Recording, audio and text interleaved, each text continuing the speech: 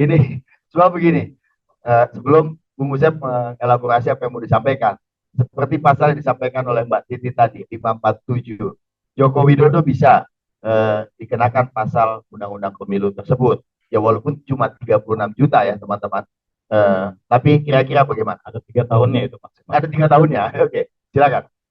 Iya, makasih Mbak Titi udah memaparkan penekanan pasal-pasalnya ya. Saya lanjut ke tindak lanjut penegakan hukumnya gitu ya. Di mana kita punya Badan Pengawas Pemilu yang merupakan lembaga negara mengawasi pemilu, dan itu karena ada ketentuan pidana, Bawaslu bisa kalau ke depannya, ya, jadi sejak pernyataan kontroversial Presiden Joko Widodo ini diketahui oleh kita, ini kan bakal jadi efek domino secara hierarkis dan meluas gitu ya ke provinsi, kabupaten, kota se-Indonesia gitu.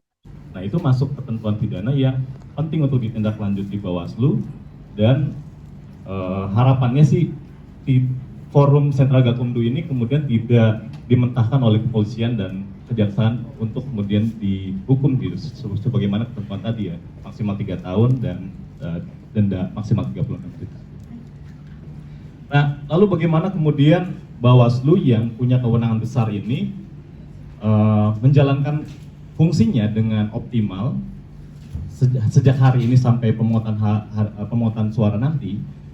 Dia punya fungsi pengawasan secara langsung dan fungsi pengawasan yang melibatkan masyarakat. Tapi saat Bawaslu bilang seperti itu, yang namanya kampanye itu ketika ada kalimat ngajaknya gitu, ayo coblos ini, ayo pilih capres ini, partai ini gitu ya. Nah Bawaslu itu seakan-akan, bukan seakan-akan ya, jadi malah saya ngeduganya itu seperti pengen menggugurkan kewajibannya gitu loh, dengan menyebutkan kalimat hukum yang positifistik gitu. Padahal sebenarnya kan kewenangannya itu besar. Dia punya kerja-kerja yang langsung ke tempat kejadian untuk mengumpulkan segala hal yang berkaitan sama dugaan pelanggaran kampanye itu. Kan secara kasat mata sama kalimat kalau tidak ada kan bisa berkaitan sama saksi-saksi yang ada.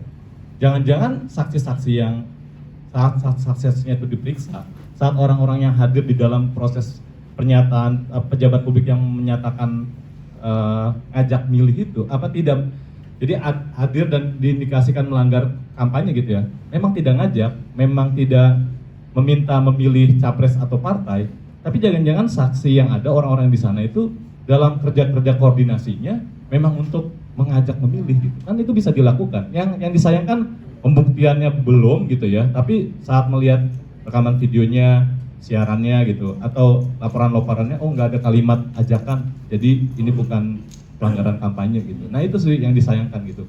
Jadi kewenangannya besar, tapi saat ada dugaan pelanggaran, kewenangan besar itu tidak dioptimalkan gitu, dengan melibatkan banyak pihak terkait.